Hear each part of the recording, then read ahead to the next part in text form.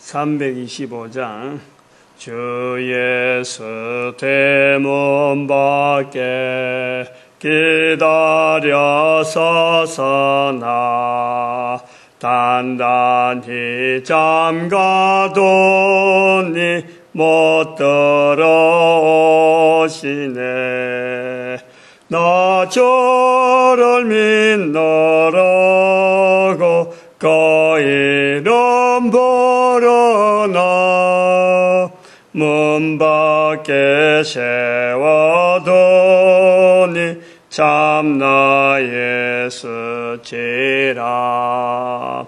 문도 하나님 말씀 성령복음 10장 34절에서 43절 말씀 오늘 8번째인데 한 절만 읽습니다. 34절에서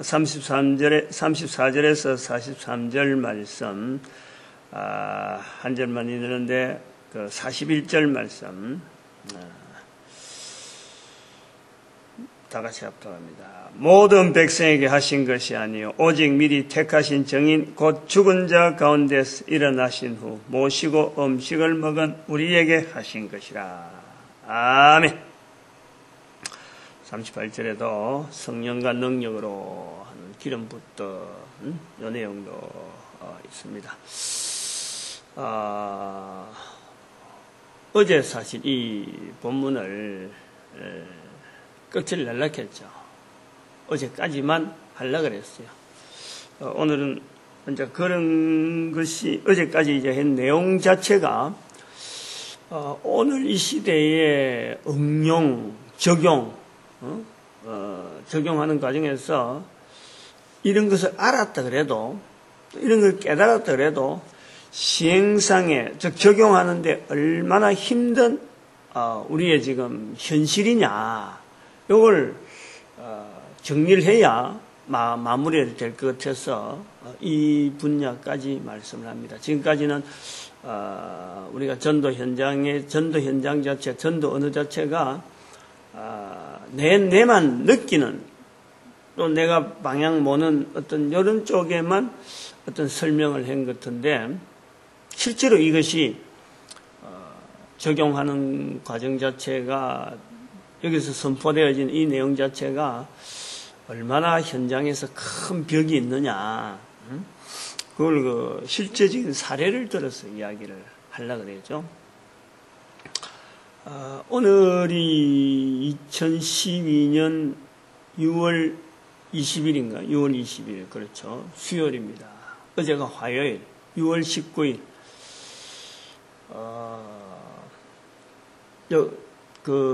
우리 교단 예장통합측, 다른 교단에서 하지 않는, 다른 교단에서는 감히 할 수도 없는 거예요, 이거는 실제로. 그게 뭐냐니까, 교회 자립화, 이 지금 운영입니다. 운영인데, 3년에 걸쳐서 계속 1차, 2차, 3차 이런 식으로 1차 3개년, 2차 3개년, 3차 3개년 해가지고 지금 어떤 초기에 일어나는 여러 가지 부분들을 하나씩 이제 매듭 풀어가는 기획을 하면서 나아가는, 안 해봤으니까. 어느 누구든지 이걸 손을 못 대니까. 우리 교단의 나름대로의 특징이라 할 수 있는 게, 아마 조직력, 어찌 보면은 이 행정력이라고 볼 수 있어요. 제가 느끼고 있는 거죠. 제가 고신 출신이라고 그랬는데, 이 통합교단은 제가 청년 때는 상대도 안 하려고 그랬습니다. 통합교단은. 이제 3.1, 항일운동에 가담했던 목사님들이 이제 순교를 하고 막 죽어 나오는데, 이 통합교단은 나중에 회개운동 하자 할 때 그 회개운동에 반대한 거로 나는 그래 인식이 되어 있었던 거죠. 그러니까 어릴 때부터 철저하게 제가 경남 출신이니까 경남 지역에 두툼했던 이 고신 계통의 그 훈련, 어릴 때부터 말이야. 그걸 딱 잡고 막 골수분자. 응? 이 하나님의 인도하시는 삶에 의해서 저를 여기까지 인도하는 과정에서 울산으로 이사를 했다가 진해, 경남, 부산 여기 얼마나 경남 진해 같은 바로 웅진, 웅동 바로 그 주기철 목사의 그 교회가 있던 거예요. 그 태어난 곳이가 있다는. 그러니까 그 지역이 얼마나 심한지 몰라. 어릴 때부터 막 완전히 그런데 왔다 갔다 하는 그런 속에서 굳어갖고 울산에 있을 때만 해도 그때 고신적이 있었는데 통합적 교단은 제가 뭐 교회라고 보질 않았어요. 이건 너무 떨어졌다. 뭐 주일날 지 할 것 다 하고 이런 쪽으로 간 거예요. 근데 지금 그래 있다가 울산에 있다가 또 제가 몸이 또 서울로 올라가니까 서울엔 고신이 약하잖아요. 그래서 어떻게 해야 되나 하고 이제 상의를 해가지고 교단을 정했는데 그때는 내 혼자 교단을 정했는데 통합척을 하자. 합동보다는 통합척을 하자. 응? 제가 또 그 방향이 있었어요. 근데 신학교 가야 될 일이 있어가지고 신학교를 가는데 고신 쪽에 신학교가 없는 거예요. 그래서 내가 어떤 고신의 목사님하고 상의했지. 그것 때문에 지방에 내려가고 울산에 가가지고 내가 신학교를 가야 되는데 어떻게 하면 좋으냐. 그건 고신이 없다. 할 수 없이 내가 소속에 있는 통합척에 있는 가야 되겠다. 괜찮겠느냐. 이런 거에 다 하긴 했다. 그래야 갔는데 공부를 하다 보니까 이 어떤 그 전체를 가지고 교계가 있을 수 있는 여러 가지 상황을 가지고 고민하고 있는 하나의 교단의 모습을 제가 본 거예요. 고심만 하더라도 요것만 옳다 다른 건 다 안 된다라고 딱 자르는데 통합은 공부를 해보니까 이런 저런 가지를 다 경험하게 하면서 본인으로 하여금 욕을 하는 거예요. 이랬는데 너는 어떤 노선을 갈 거냐. 제가 교단에서 신학교에서 공부할 때 내가 느낀 것이 바로 그거라요. 응? 공부하는 사람들 지 마음대로. 난 도무지 이런 사람이 신학생이라고 할 수 없을 정도로 나이가 40대에서 갔으니까 얼마나 경건하게 공부할까. 이렇게 갔는데 완전히 이거는 뭐 소위 말하면 밖에서 보면 독테이블 개판이죠. 개판. 내 속으로 그랬다니까. 근데 그래서 제가 느끼는 것이 열었는데 너는 어떻게 할 거냐. 이걸 제가 고민한 거예요. 이제 전체를 보는 이 시각을 저는 통합적 신학교에서 그거를 내다본 거지. 근데 그래 하면서 이제 개척하고 이래 지나오는 중에 제가 이 교회만 개척이 처음이니까 여기만 몰입을 하고 다른 데 왔다 갔다 하지 않고 나이가 들었으니까 뭐 내하고 또래 될 사람하고 내하고 비교할 수가 없는 거 아니에요. 그러니까 교회 안에서만 계속 하다가 전도하는 현장으로 나가게 되는 그 한 5년, 2006년까지 한 5, 6년 교회만 하고 있다가 또 2006년 돼서 밖에만 나가고 있다가 지금 이렇게 전도하는 쪽에만 지금 계속 보게 되는 이런 것이 되었기 때문에 노예도 안 갔어요. 제가 노예 시찰에도 안 갔다니까. 가까이 시찰에 이런 데 저한테 소문이 난 거예요. 지금 교단 소속 경서노예나 구미 시찰에서는 완전히 뭐 내놓은 사람이라 제가 그렇게 안 나간 거예요. 그것만 몰입을 하고 나이가 늙어갖고 내가 뭐 목사들 만나고 내가 뭐 아니야말로 고신교단에서 할 활동은 내가 교회 안에서 할 활동은 내가 다 해봤다니까. 청년의 몸으로 전국적으로까지 내가 전부 다 활동을 다 해봤는데 새삼스럽게 내가 뭐 목사들 만나 늦게 목사 돼가지고 뭐 목사들 만나서 내가 지금 뭐 교제를 하고 뭐 실력을 서로 뭐 이렇게 도움받고 이런 건 아니라는 거지. 그러니까 내한테 주어지는 길이 있는 요것만 간다 이런 주제로만 가지고 쭉 했는데 노예 참석도 안 하고 있다가 작년부터 제가 노예를 갔어요. 그것도 노예를 가야 되는 이유도 이 자립파 이 문제 때문에 간 거예요. 꼬박꼬박 잘 참석하는 거지. 응? 아주 꼬박꼬박 지금 두 번째를 봄노예, 가을노예를 가을노예부터 지난 가을노예부터 봄노예, 이번 봄노예까지를 아주 두 노예를 아주 꼬박 간 거죠.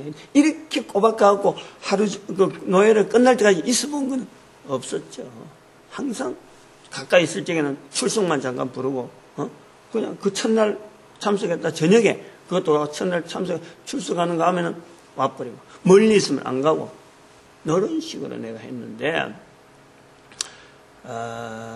두 번 참석하면서 제가 느낀 게, 노예를 두 번 참석하면서 느낀 게 뭐냐면은, 그 발언하고 하는 여러 가지, 처음에는 노예를 이렇게 보면서, 이 목사들이 말이지, 전도는 안 하고, 이런 데 와서, 입은 뭐 전부 다 뭐 밝아갖고 막, 이런 식으로 봤는데, 두 번째 이렇게 제가 연속으로 참석하면서 제가 느낀 게 하나가,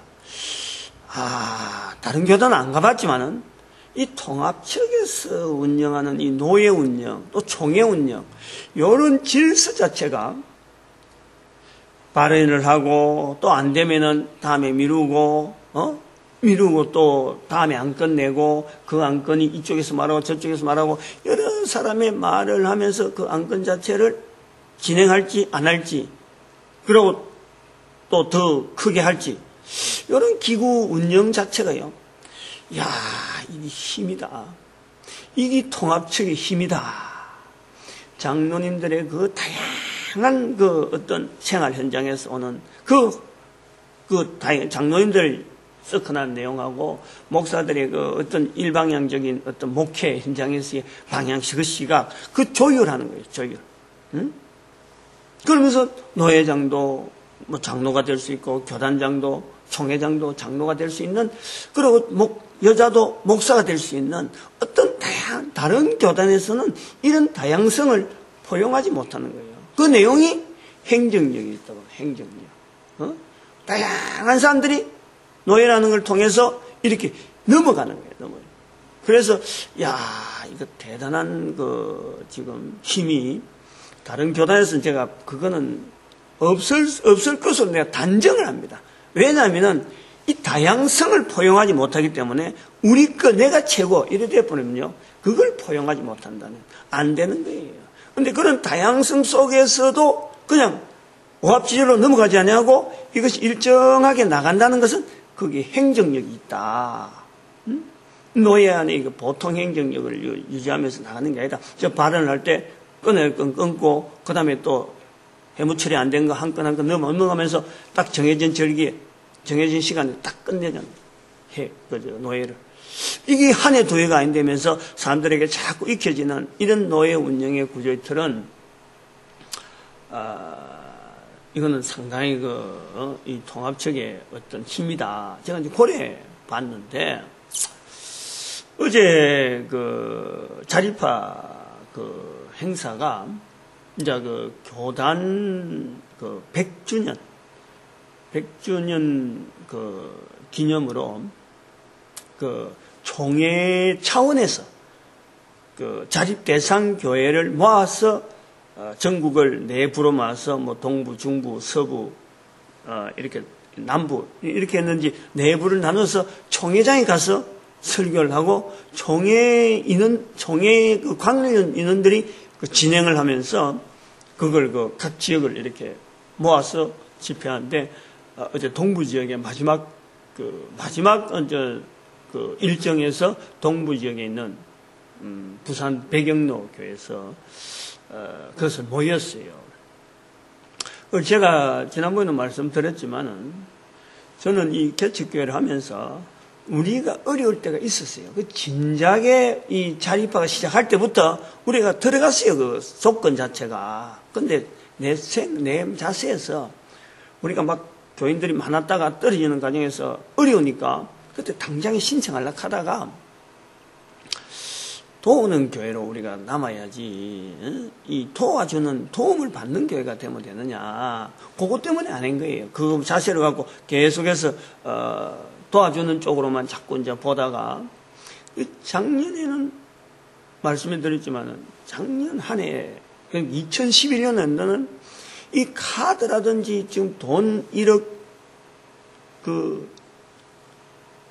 신용대출, 신용대출 전도지 만들어갖고 막 보고 만들어갖고 그거 1억 대출 받았지, 우리 성도들 다 빠져나가 버려갖고 이 지역 자체가 완전히 사택이 비어버리나니까 이 공단 안에 사택이 피어나니까 부도 나고 다 나가버리니까 성도들이 다 빠져나갔단 말이에요. 근데 여기 4층, 5층, 요거 우리가 돈 지금 현재 5층을 120평, 4층을 170평 하고 300평 각각 이 상간에 5층 건물에 우리가 지금 이렇게 그 엄청난 양을 지금 안고 있는데 그거 유지하면서 지금 그 대출이 1억 7천이 있었거든.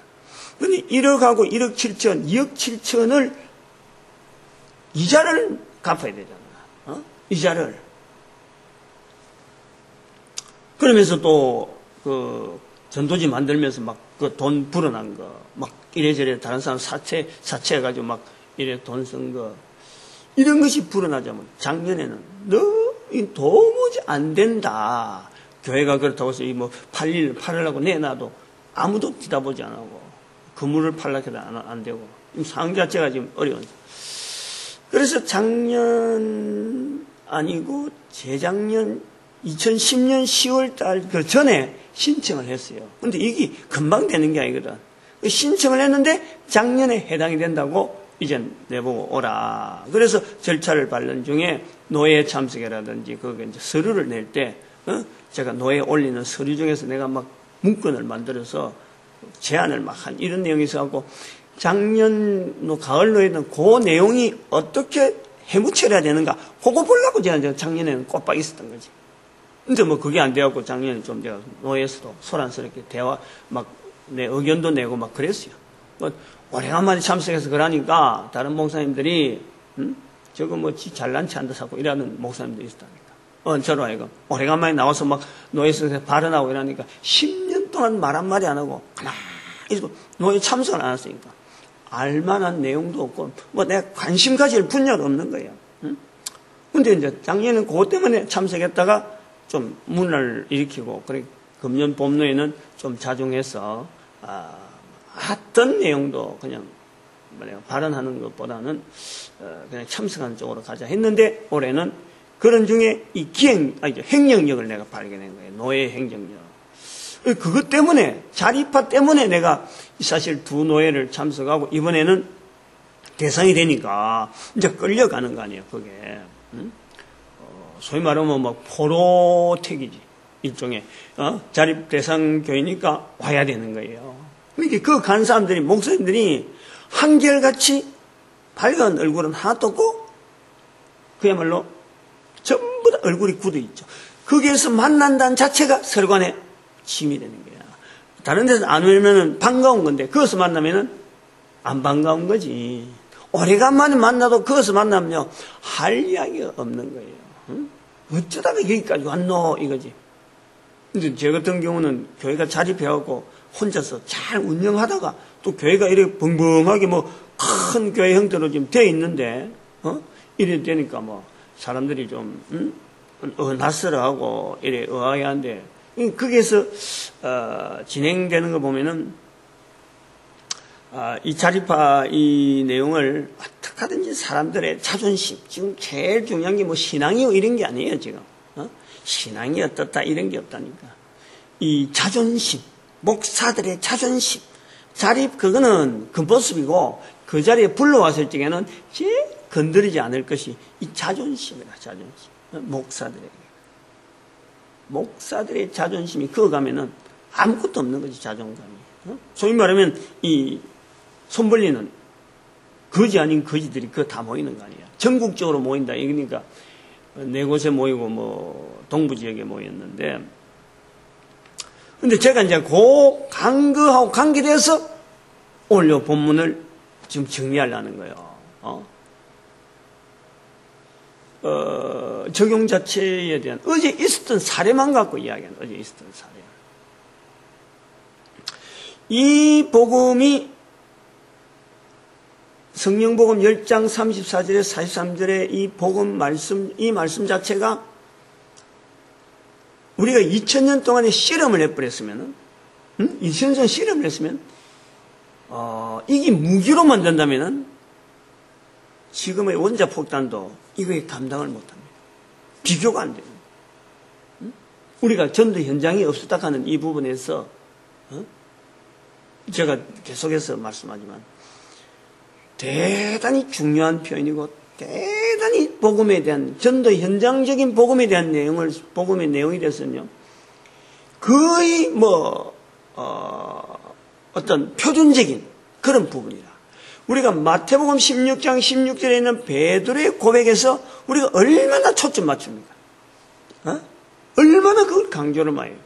근데 그렇게 강조를 할 만큼 이거는 더 강조를 해야 될 내용인데 이게 강조가 안 돼 있다는 게 상황 자체가 강조가 안 돼 있다. 하나씩 일어났던 사건을 차례별로 어저께 제가 그래서 가기 전에 어쩌다가 하나님 저를 여기까지 떨어뜨립니까? 가기 전에 제가 그린 거예요. 그 가는 자리가 얼마나 힘든 자리인지 알잖아요. 지난번에도 한번 요 노예 안에서도 그런 걸 모였는데 얼굴이 전부 다 죽을 상이더라고. 목사님들이. 이제 돈 받는 거예요. 우리가 얼마, 1년에 얼마 받는다 하는 구자로 받는데 그 구자 받는 통지서를 그 가야 참석한 사람이 받는데 그거 받는 자리가 손이 말이야. 얼마나 부끄러운지 모르거든. 주는 사람, 손 받는 사람, 이 관계가 굉장히 어색하는 거예요. 같은 노예 목사님들. 근데 그런 사람들이 이렇게 모여서 차이로 가고 대질까지 하고, 이제 전국에 있는 흩어진 사람들끼리 갔는데, 그건 뭐 동기들도 있고 막, 동기들도 많이 만났어요. 응? 자기들이 먼저 날 알아보더라고. 그 얼마나 어색했겠어. 왜 내가 여기 가야 됩니까? 하는 데서 뭔가가 있겠지. 보낼 때는 하나님 뭔가 뜻이 있을 것이다. 그래서 좀 가벼운 마음으로 뭔가 뜻이 있을 거니까 한번 가보자. 이렇게 하나님 인도하심이 어떤 게 나타날까 하고 기대를 하고 간 거예요. 기대가 있는 거예요. 이제 그렇게 되니까 내려갔는데 차에서 6인승 하나 둘 셋 6인승 스타렉스 좀 다른 어떤 내용의 스타렉스 사람이 6인승 9인승 탔는데 둘이서 이제 이렇게 탔죠. 세 자리 좌석이 3개인데 둘씩 타고 6명이 타고 내렸는데 내가 맨 뒤에 자리에 앉고 구석에 이렇게 앉았는데 옆에 젊은 목사님 한 분이 앉더라고요. 같은 노예니까 같은 시찰이죠. 전에 노예 가서도 참 내 옆에 와서 내가 이제 고무신 신고 있으니까 자꾸 말을 걸으면서 이래 하는 건데 이번에도 그 옆에 앉더라고. 이제 이런저런 이야기하는 중에 젊은 목사님의 머릿속에는 어떻게 하면 흥금을 많이 일으키고 어떻게 하면 성도들 이 교회로 성도라고 해서 전도해가지고 교회를 끌어오는 거 자기가 전도하는 자세가 착한 일 하면 되는 거 알고 동네에 쓸기하는 거 그리고 교회 자립하기 위해서 자기의 몸부림이 그 촌에 있기 때문에 참 같이 큰 밭을 하나 일구 갖고 밭 일구는 이야기 이런 이야기 속에 목사님들은 다른 또래의 목사님들 만나가지고 하는 이야기들이 이 내용들이 질서가 없는 거예요. 이 내용 놓으면은 또 여기에 또 자기 의견을 내고 자기가 끄집내고 자기 의견을 내는 거예요. 난 나이가 들고 이제 그런 사람도 내 눈에는 안 들어오고 오늘 가는 그거하고 내하고 무슨 관계가 있나 이런 생각만 하고 쭉 이렇게 가고 초점을 가니까 근데 이야기를 하다가 제가 그랬죠.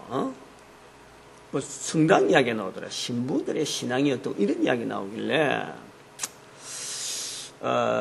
제가 그랬습니다. 예수님께서 십자가에 못 박히신 것이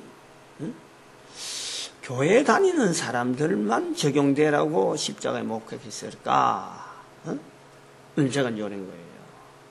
이제 뜨끔한 거지. 자기들은 신부도 없고 절도 없고 전부 다 거기에는 생각도 안 하고 그런 식으로 전도에 대한 내용이 있다가 내가 좀 폭넓으라고 이야기했어요. 그러니까 떡 하면서 그럼 목사님 제가 이제 그랬습니다.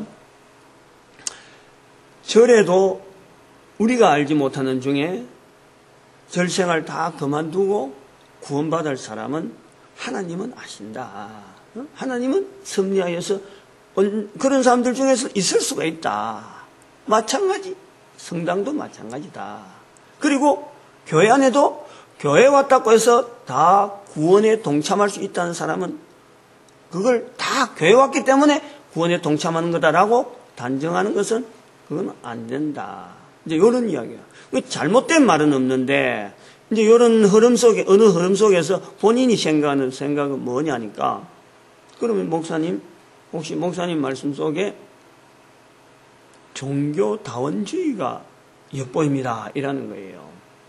이게 이제 우리가 벽이라는 거죠. 이게. 그래서 내가 그래서 한마디 했어요. 종교다원주의라 하는 거는 신학자들의 표현이지, 그게 우리가 믿어야 될 내용이 아니지 않느냐. 그러니까 자기가 철수를 하는 거예요. 아, 그건 그렇네요. 문제는 바로 여기 있는 거예요. 종교다원주의라고 했는데, 제가 보는 이 본문의 내용을 갖고 이렇게 강조하는 사람이 알고 있는 종교다원주의 하는 거하고, 이런 표현을 쓰는 거하고, 본인이 볼 때에 내 말 속에 종교다원주의가 있다 하는 것을 이야기할 때, 종교다원주의의 그 차지하는 포션, 이게요, 얼마나 크겠어요. 저는 하나의 다른 사람들이, 저도 종교다원주의 내용을 안단 말이에요. 근데 학교에서도 분명히 내용을 배웠죠. 알죠? 근데 그거는 알고 있으면서도 제가 지금 나아가는 이 전도 현장에 강의하고 이런 강론을 펼치는 이런 내용에서는 그 내용을, 개념은 뭔지 알면서도 나아가는 거고, 여기 이 사람은 종교다원주의를 전체를 가지고 지금 어디에서 끄집어내야 될지 모르고 단지 언어를 쓰는 거예요. 언어를 툭 갖다 댄단 말이에요. 그간에 탁 눌려가지고 다른 모든 관계되는 것을 다 끊어버리는 거지. 다 끊어버려. 진행을 못하는 거예요. 그 발로만 넣어버리면 그냥 쏙 들어가 버려요. 전도 이야기를 하다가 왜 종교다원주의가 나오느냐. 자기들의 그들의 배우는 과정에서 인식이나 또 여러 가지 학습 과정에서 그거 자체에 대해서 아주 나름대로 분야를 정해놨단 말이에요. 바로 이 부분이 종교다원주의. 복음을 외친다. 베드로가 고넬료한테 갔다. 이거는 종교다원주의로 보면은 이거는 완전히 골수 종교다원주의라 지금 여기. 베드로 자체가 그런 거예요. 그렇게 봐야 돼요. 근데 실제로 종교다원주의는 제가 아는 종교다원주의는 그런 내용이 아니죠. 다 구원이 있다. 자기 스스로가 뭐 불교도 구원이 있고 어떤 것도 구원이 있다. 각 종교마다 내세는 그 내세관 종교관 그거 자체가 결국은 같은 범주다. 이렇게 볼락하는 게 종교다원주의로 저는 그래 보는 거예요. 근데 우리는 그건 아니란 말이에요. 오직 예수 그리스도 밖에는 없는 거예요. 성령님의 섭리 속에서 전도라는 이 구조 자체 외에는 없는 거예요. 하나님 앞에서 지어진 인간이 나가야 될 근본적인 자리가 전도돼야 될 자리다. 요거 외에는 없는 거예요. 그거 가지고 가는 거지. 성부, 성자, 성령님에 대한. 그리고 대적이 바로 사탄이라는 거예요. 사람이 대적이 아니라 사람은 다 구원받을 대상이며 다 전도자 되어야 될 대상이지 사람이 원수가 아닌 거지. 사탄이 원수라. 이 본문에서 그걸 보는 거예요. 인간이 쓰임받는 전도 현장에 쓰임받는 것은 유일하게 혀 부분이다. 혀 부분. 여기서 경건이 나오고 여기서 의로운 자가 나옵니다. 그렇게 제가 간단하게 보면 그랬는데 근데 그것이요 내려가면서 그래 하고 찝찝으리한 이제 두 사람 다른 건 다 내 말에 다 수긍을 했는데 종교다원주의라는 말 자체가 가지는 그 뉘앙스 때문에 충분하게 내가 뭐 그것 갖고 설명을 해주겠어요 뭐라고 했어요 그냥 뭐 할 수 없다고 넘어가는 건데 근데 어제 강의안을 딱 펼쳤는데 강의를 주는데 주제 강의를 하는 사람이 주제 강의를 할 사람이 있어요. 근데 강의안 속에 제일 첫 번째 순서가 오늘날 우리 교회 주변에 문제가 뭐냐. 근데 그게 나오는 첫 번째가 종교다원주의 딱 나온다니. 묘하다고 할 정도로 차 안에 센 단어 하나가 그게 그대로 딱 꼽혀서 첫 번째 순서로 탁 나오는 거예요. 물론 어제 강의하는 사람은 그걸 빼버렸어요. 강의가 워낙 시간이 워낙 뒷부분이 많으니까 앞부분 싹 생략한 중에 그 내용은 싹 빠졌어요. 강의 내용은 빠진 거예요. 근데 강의 안에는 거기 딱 들어있더라고요. 이런 벽, 우리가 신학자들에 대해서 제가 이렇게 계속 이야기하는 이유가 바로 이런 부분이 있어요. 하나 딱 배울 때 하나 딱 들어가면요. 신학자들이 선포하는 그 선포 내용보다도 훨씬 밑바닥에서 자기의 신학으로 탁 받아들입니다. 신학자들이 선포할 때는 나름대로 이론이나 여러 가지 근거가 전혀 엉뚱한 내용을 하진 않는데, 목회자들이 그걸 받아들일 때는 자기 현장에 맞도록, 자기 수준에 맞도록 엄청나게 축소되어지는 협소한 그 부분, 딱 그것만 찾고 있는 거예요. 그 신학자들이 위험하다 이 말이에요. 방향을 바꾸지 않으면 안 된다 이 말이죠. 목사님 한 분이 어제 점심이 나중에 먹어보니까 점심이 너무너무 잘 대접한 거예요. 닭을 아주 부드러운 닭을 백숙을 해갖고 내놨는데, 사람 수가 어제 한 650명, 850명 왔다. 850명.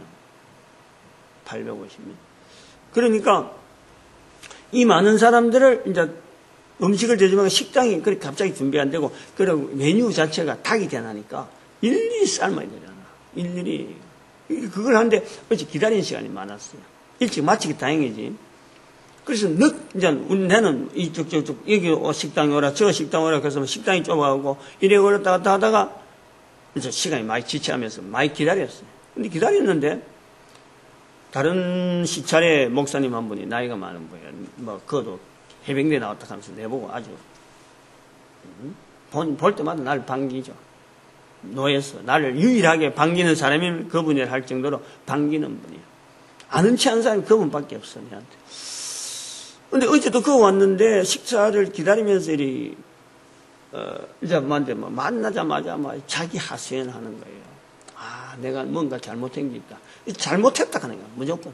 내가 뭔가 잘못했다. 뭐냐 하고 이제 들어보니까,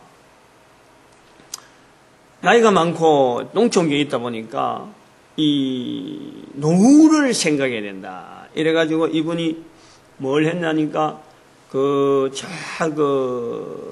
점촌 쪽에 있는 부인데, 구미에 사람들이 많이 붐이니까, 우리 노예안에서는 구미가 제일 사람이 많이 붐이니까, 구미에 진평 쪽에 빌라를 하나 산 거예요. 사고는 그거다가 아마 은행 융자도 들었던지 어쩐지 하려고 그 금액이 몇억 대, 소억 이랬는데, 자기가 돈 주고 할 때는 3억을 줬는데 지금은 한 7억 정도 시가가 있다, 이런 이야기. 거기에서 이제 방세를 주는 거예요. 방을. 그러면 멀리 있으니까 주변에는 복덕방 하나를 정해놔놓고 그 사람이 계약을 하고 자기는 이제 돈만 받아가지고 방세를 놓는 거예요. 근데 이렇게 하면은 교회가요, 이거 알아야 되는 게 있잖아요. 분명 이라면은 이게 불법이란 말이에요. 불법. 이 세를 놓고 하면요, 분명히 그거는 영업 등록을 내야 돼요. 세 등록을. 영업 등록을 해서 그 하나의 사업자 등록을 내야 되는 거라. 안 하면은 그 불법이라. 근데 목사님은 그것도 모르고 거강꾼을 시켜서 하는 거예요.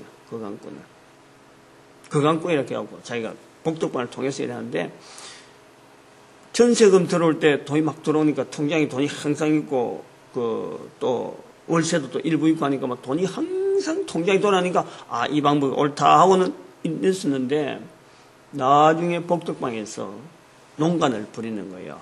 전세금 받아갖고 자기가 채워버리고, 그러다가 전세금 중에서 일부를 한 몇 달간,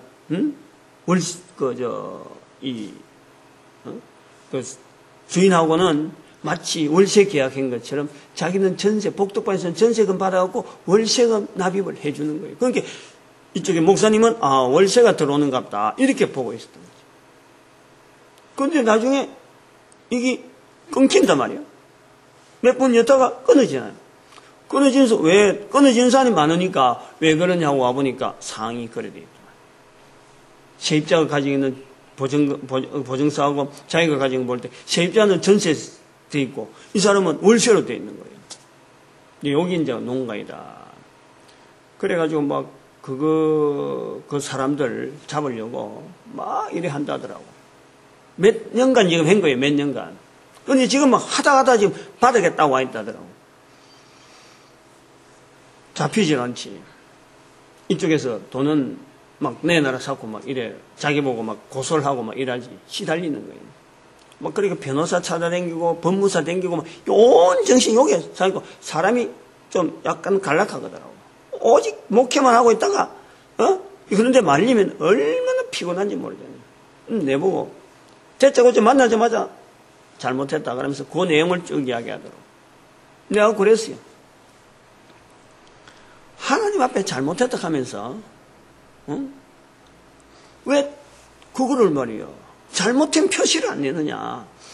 내가 채권으로 되어 있는 것은 손 놔라. 그 사람들 전문가다. 그런 일의 전문가인데 당신이 찾아라고 해서 찾아지겠어요? 내보다 높으니까, 연장자님. 끊으세요. 채권에 대한 건 포기를 하세요. 그게 하나님 앞에 잘못했다는 표시다. 하나님 잘못했습니다. 내 요거 끊겠습니다. 그러고 딱 분명히 선포하고 더 이상 생각하지 말고 더 이상 나가지 마라. 가면 갈수록 돈만 들어가고 그 사람의 상처, 여러 부분의 상처만 나가지 그거는 들어갈 게 아니다. 우리 여기 딱 정리를 해줬어요. 하나, 다른 방향 하나, 채무, 돈을 내줘야 될 부분은 어떻게 하든지 갚아야 된다. 그게 목사가 할 일이지. 근데 돈이 없으면은 그럴 때 하나님에게 부르짖는 거지. 할 수 있는 방법이 없을 때 그때 하나님께 부르짖는 거지. 아니 지금 뭐 하겠다고 자꾸 말이야 해갖고 안 될 일에 내가 잘못했다 하면서 채권을 받아갖고 채무를 이렇게 갚으려고 하는 그런 식의 이 논리는 안 맞다. 다른 사람한테는 맞지. 근데 목사가 할 일은 그게 아니다. 딱 정리를 하니까 한쪽만 해라. 채무 부분만 목사로서의 그 신뢰를 지켜야 되니까 그건 하고 채권 부분은 내가 할 수 있는 부분이고 그건 안 해도 그거 끊어버리면은 내가 안 해는 것이니까 그건 끊으시라 이랬더만은 아주 막 무릎을 콱 치면서 말이죠. 이렇게 상담을 해줄 때도 없었지만은 바른 상담을 해주는 게 너무 고맙다고 해서 먹을 때 고기 하면 안 들더라고. 내하고 마주 앉았는데 그냥 뭐 고기만 먹고는 계속 고맙대 내보고 말 나올 때마다 자기는 완전 그것만 할 생각인데 고맙다 그러고 그럼 고마울 것도 없잖아요 실제로. 잘못 요거 딱 해갖고 하나님 앞에서 우리가 무슨 자세를 할 거냐. 봐봐요. 목사가 성경 말씀을 가지고 그렇게 연구한다 하고 선포한다 하는 사람이 실제로 사회법은 전혀 자기 생각만 갖고 있는 자기 생각. 사업자 등록 안 낸 거 불법이라. 그러니까 언젠가 법에다 고소했는데 기각됐다 하는 말이 나오더라고. 저는 생각하는 게 벌써 이 불법을 하고 있는데 어떻게 해서 여기에 손을 들어주겠어요. 법에 대한 형평을 그래서 법이 잘못됐고 법을 이렇게 이럴 수가 있느냐. 피해자를 대한다면 피해자는 객관적으로 보면은 그 사람도 내 불법을 이용해서 지금 그러는 거예요. 누가 피해자인지 아직 그런 구분도 안 돼 있는 거예요. 그런 이야기는 안 했는데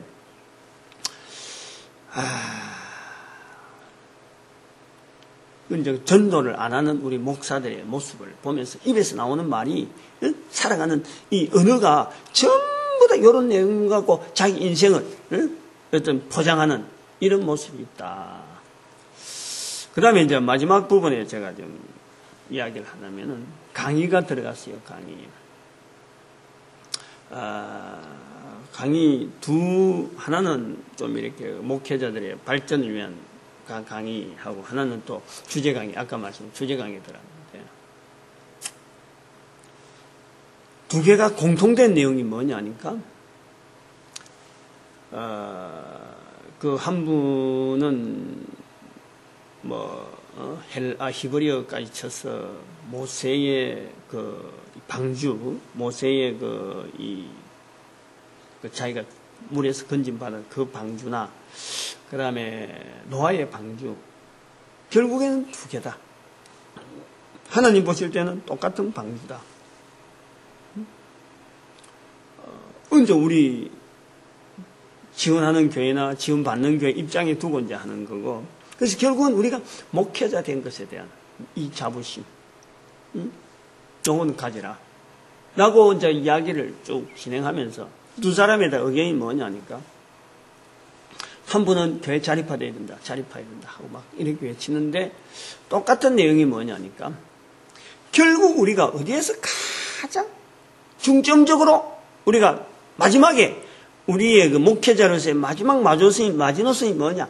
요거 하나만 꾹까지 지켜야 된다 하는 것은 여기에서 우리의 큰 자부심이 있다라고 하면서 하는 내용이 하나님의 말씀이란, 하나님의 말씀. 이제 요것이 이제 우리가 지금 당하고 있는 벽의 하나다 이거지. 하나님의 말씀 하고 있는데 그 하나님의 말씀이 지금까지 그거 안 해초하고 그런 게 아니잖아요. 하나님의 말씀 하면서 그 2000년 동안 외쳐갖고 그 외치는 틀 속에 지금도 지금 현장에서 가장 목사들이 강조하는 언어가 하나님의 말씀이라. 하나님의 말씀. 그 하나님의 말씀하면서 이 본문에 있는 이 내용은 2000년 동안에 묻혀가지고 나타나지 않고 다듬어지지 않고 이게 드러나지 않는다는 거예요.